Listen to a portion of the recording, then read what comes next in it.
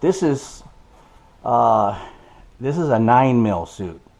Okay, so basically it's a 6'9". It's 6 in the legs and everything, and in the core it's a 9. Very thick. When I wear this in a cold environment dive, I gotta add more weights. So there's only so much weights I can add in the quick releases, right? So if I need to add a little more because I have the 9 mil suit on, I can put them in here. That's what these pouches are for, okay? So I've done a couple of cold dives and I've used that 9 mil Farmer John's diving suit, but mostly I'll use this or it's just my vagabonds. I don't even put anything on. So here we go. You gotta set the tank up with the hole facing you, okay? Oh yeah, you gotta have your tanks, it's called hydroed, every 4 years. I just had this one hydroed last year, and if you see it right there, 7/16. So January, February, March, April, May, June, July of 16 I had it hydroed. So I'm good for 4 years, so I'm good until 2020, 7/20. So they will check this. If you go to a dive shop to get your tanks filled up and they're not hydroed properly, they're out of date, expired, they won't fill them up, guys, okay? So just remember that. If you buy some tanks online, make sure they're hydroed. If not, you're gonna get a bunch of tanks you can't use, okay? Hydro cost about $50. So it isn't that bad, okay? Then they put a sticker on here, and you see, and it has the date too, but these stickers can rip off or whatever, so they actually etch it into the tank. So that's my last hydro right there, okay? All right, guys, so put this puppy in there. I kind of prop it up. Make sure it's lined up.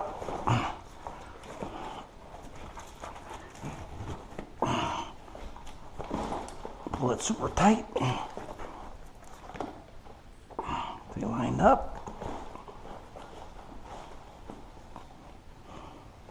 Once I get it to where I want it, I'll lock it in place. And that's pretty much where you want it right there, because when you put it on, this will come up. So it'll be sitting about that level right there, like right behind your head. Okay, then we're gonna come in here. You always keep this secure because you don't want sand to get in there, all right? So always keep this clean. Line everything up. Stick this bad boy right in there, and then cinch it down. You want to cinch it down really tight, okay? This line here goes attached to your backup regulator, and then it plugs into your backup regulator. Okay, just like so. This one, I have my little setup here, so it won't stray away from me. And what I do is I just clip it onto this right there. Okay, and that's attached to my BCD, and it kind of just floats around, and it's long enough where I can grab it, bring it up to my face or right in front of me, and I can read my compass and whatever. And here's where it's going to tell me how much air I have. Okay, so this is a full tank. I should have between 32 and 3,400 pounds in it. Okay, so let's fire it up. Let's see if you can see it as it fills up right there. Just look at that right there. And there we go. See? I have 3,085 psi. So I was screwing around a couple times and I lost a little, but still.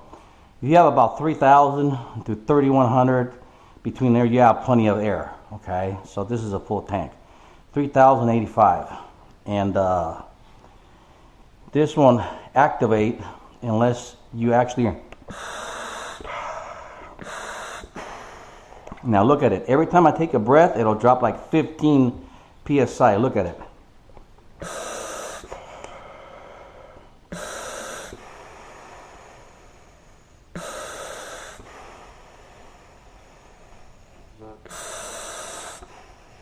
See that? It's 5 psi every breath. Well, there you go. And then to fill up the BCD, I just hit this button.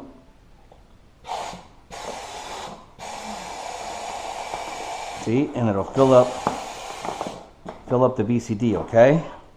Pretty cool, right? So, and then right before getting in the water, if you're gonna jump off a boat, you wanna fill it up all the way. Jump off the boat, you hold your mask and your regulator, you go into the water, and then it'll bring you right back up. And as soon as you do that, then you touch the top of your head to signal everybody on the boat that you're okay. Then you grab your mask and your regulator and you jump in. And so when you're way down, going down, you just release. You hit the button and you release the air. You can use that, or like I said, you can use this one, or you can use the one in the back. See, these are the emergency ones. I tend to like to use this one. I just reach back if I'm diving and just pull it, or this one here. I don't really use this one when I'm diving. And there you have it, guys. You know, main regulator, your octopus backup regulator, BCD, buoyancy compensating device, and your PCD, your personal dive computer. And there it is. It tells you how much PSI. This keeps track of how much time you're down there, and this, the top one, keeps track of how deep you go. This keeps track of your how fast you're going down or coming up. This keeps track of your nitrogen levels, and there you go. You know, it's all pretty nice personal dive computer. I love this one, and that's pretty much your setup, guys. You know, there you have it. You know, and also I carry, in case I run into a little cave or something, or a really dark area, I carry this flashlight. There you go. And I carry a nice little flashlight. See, pretty cool, huh? So this is my dive light. Obviously it's waterproof. You just tighten it up and it turns on, untighten and it turns off. And I keep this in my BCD right there in case I need it. And that's basically all the gear. Okay? If you guys have any questions about anything, you know, feel free to ask me. You know, I always answer all my questions, okay? I try to help you guys out. And I want to also tell you guys that, you know, a lot of people tell me, hey, you know, I always hit some of the beaches you hunt and I never find anything, or, you know, I've been hunting for a long time and I never find as much stuff as you do. But guys, I'm retired. I took early retirement and I pretty much treasure hunt almost every day. Okay?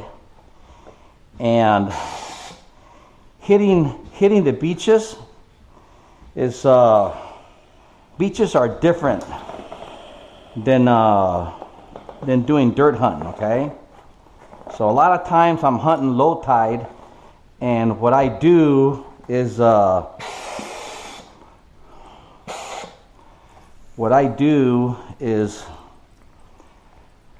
the holes I dig, I don't fill them up all the way, because within a couple hours the high tide comes in and just covers it. It makes it look like brand new. Dirt hunting, you have to cover the holes because nothing's going to come and cover it for you. You know what I mean? So that's why I don't waste a lot of time covering them all the way, because a lot of times to be successful at the beach, you have to cover as much ground as you can, and you got to dig as many holes as you can. You do a 4 or 5 hour hunt and you only dig let's say 150 holes, because you were taking your time to pop every little hole off that you dug, wasting time doing that. I just cover them enough so no one will twist or break an ankle, you know what I mean? Because it's sand. So I rather dig 400 holes than 200 holes, and that gives me twice as much chance of finding that gold ring, you know what I mean? And also when I hunt, I set my machine in a certain setting and where I don't dig all the low tones. I dig only the high tones. So I probably leave a lot of silver behind. That's why you don't see me finding a lot of silver, because I don't really care about the silver. I mean, I do, but I'd rather find the gold, you know? I'd rather go 7, 8 hunts and maybe leave behind maybe 8, like 5 or 8 silver rings and find that one beautiful gold ring with gemstones on it or something, you know what I mean? So I go for the gold. I want the gold. I don't want the silver. So that's how I do my hunts, okay? Everybody's different. Most people, the average person I hunt 7 to 8 times a week. So I probably dig about 400 holes to every 25 holes the average treasure hunter digs, okay? So I'm just really gun-ho. So that's why I'm very successful at what I do. Plus, I know my beaches, okay? You gotta know the beaches. If you don't know your beaches, all right, then you'll never really. All beaches are different, okay?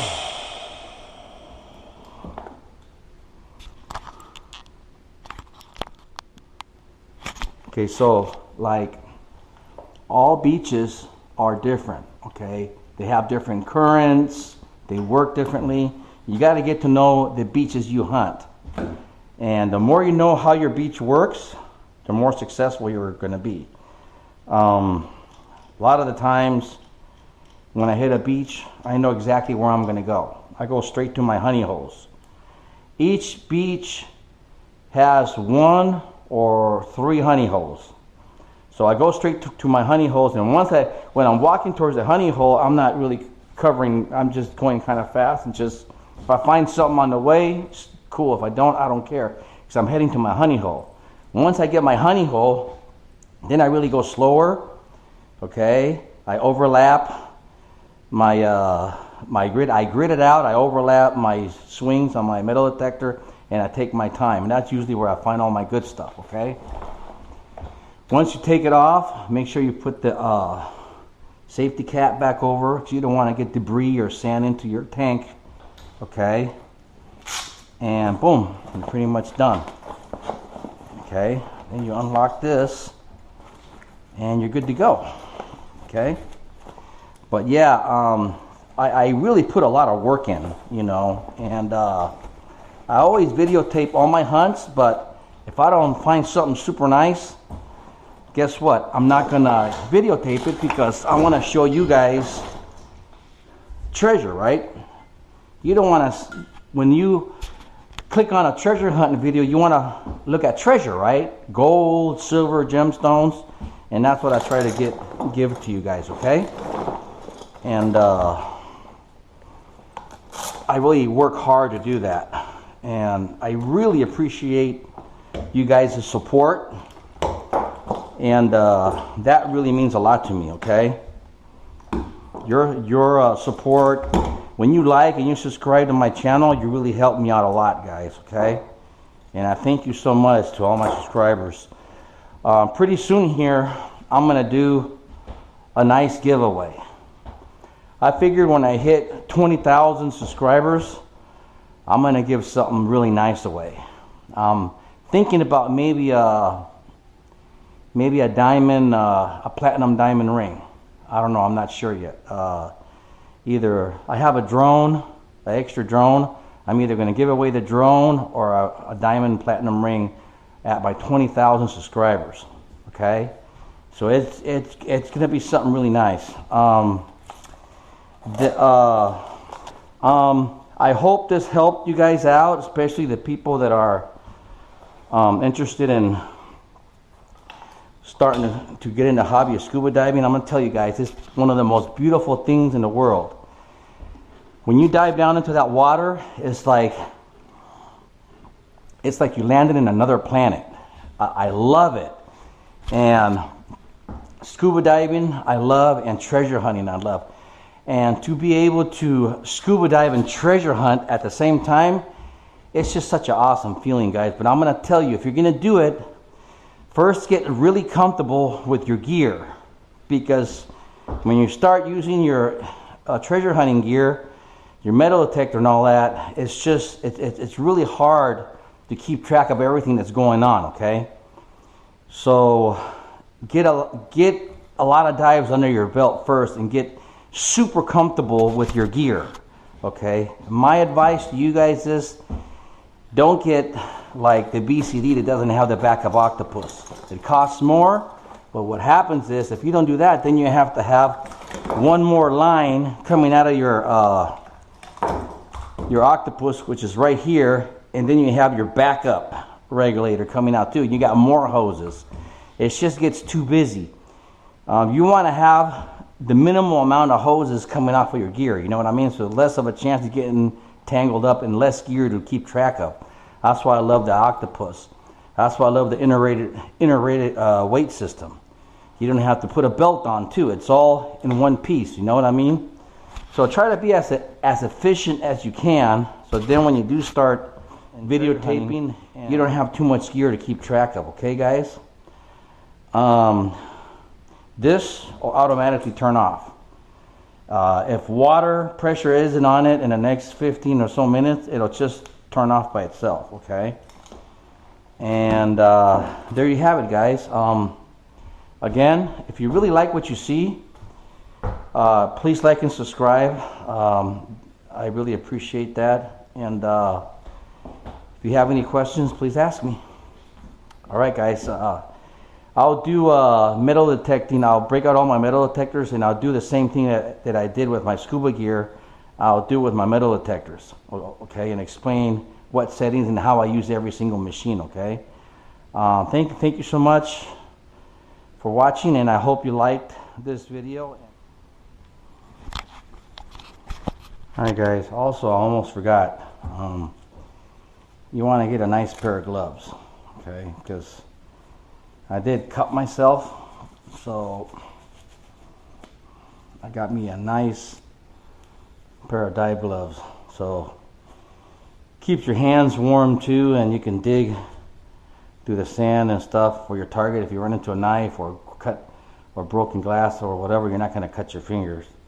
I cut myself pretty bad on one dive, so after that I decided to get gloves. And I should have listened to you guys. You guys kept telling me to use gloves, and I didn't listen, and I cut myself, you see. So I need to listen to you guys a little more, pay more attention.